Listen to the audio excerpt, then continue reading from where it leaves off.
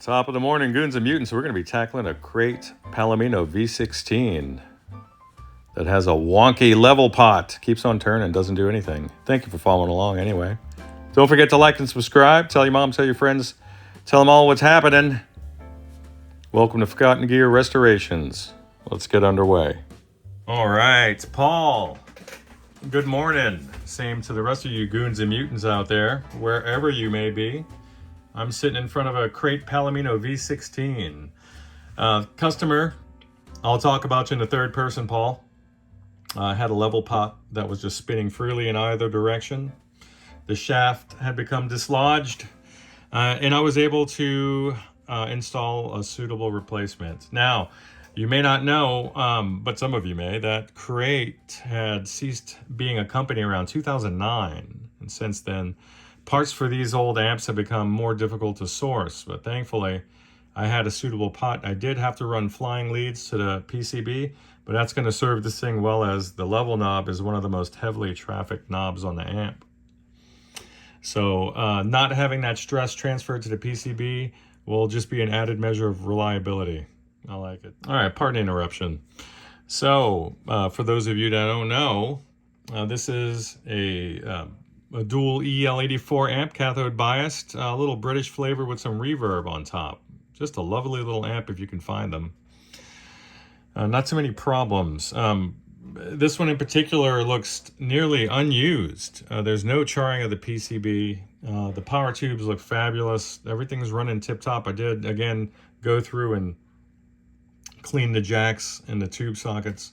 But we'll run a quick sine wave through just for proof of life here. All right.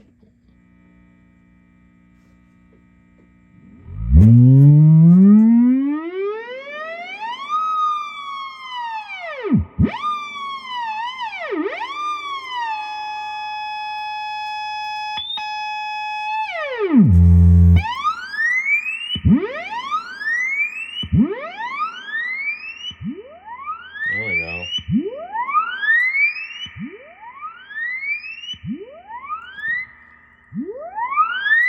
Nice sweep on that level pot too.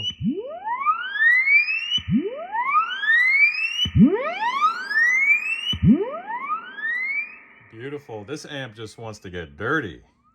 So let me grab the guitar and I'll run a couple chords through it and see what we can do. All right, this will be incredibly loud. Just understand it's going to clip the mic.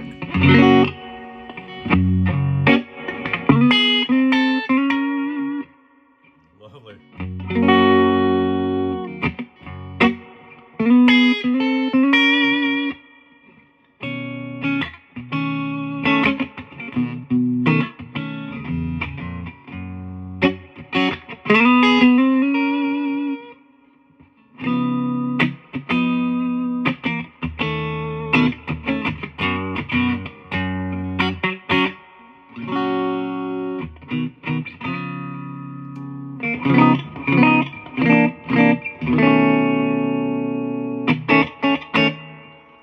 Lovely.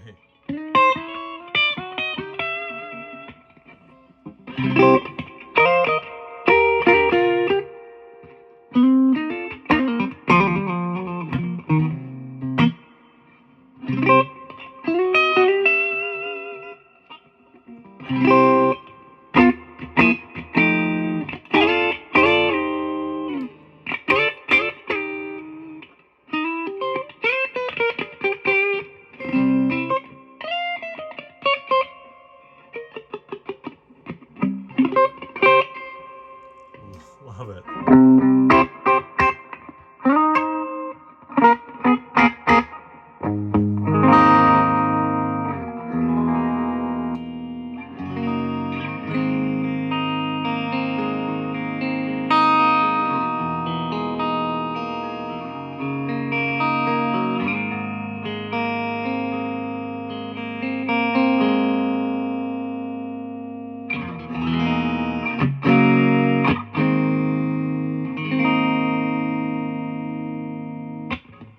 All right, let's get a little drive out of her. It's hard for me not to gush over this amp. This is just a perfect little bedroom amp, and I don't doubt that with a good mic, you can get some really good stage sounds out of this thing. So I'll turn the reverb drive down to about a quarter. Let's get the gain up to about 75%. And on a bridge bucker. All right, that's way too loud. Why did I think I can get away with that? Maybe.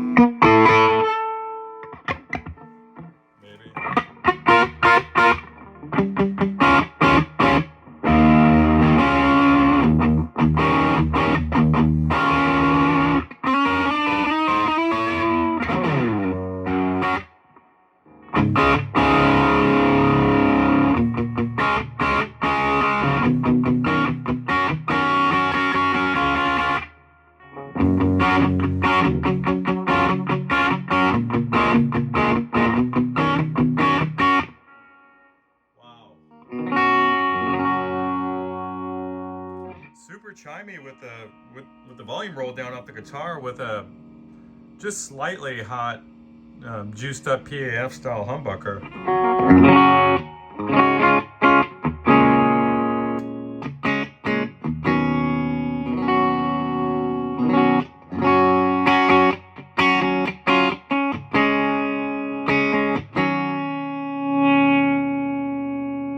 Really dynamic.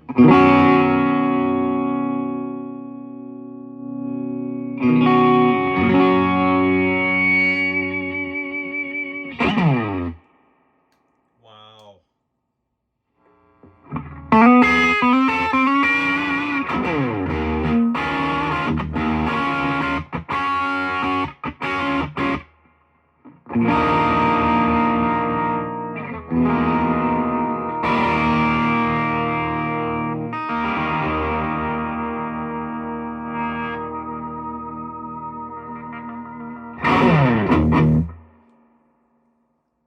What a sweet amp, Paul.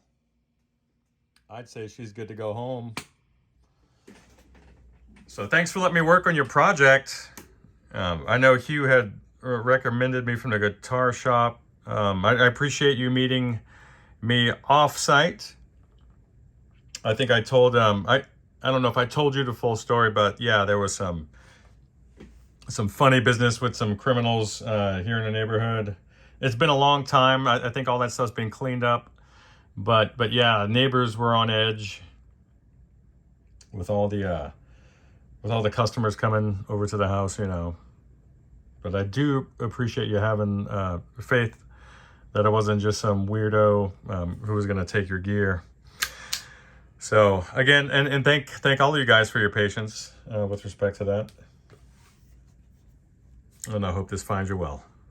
We got a 88 MP1 coming up, and hopefully a conclusion to that Hiwatt 400. So we'll see.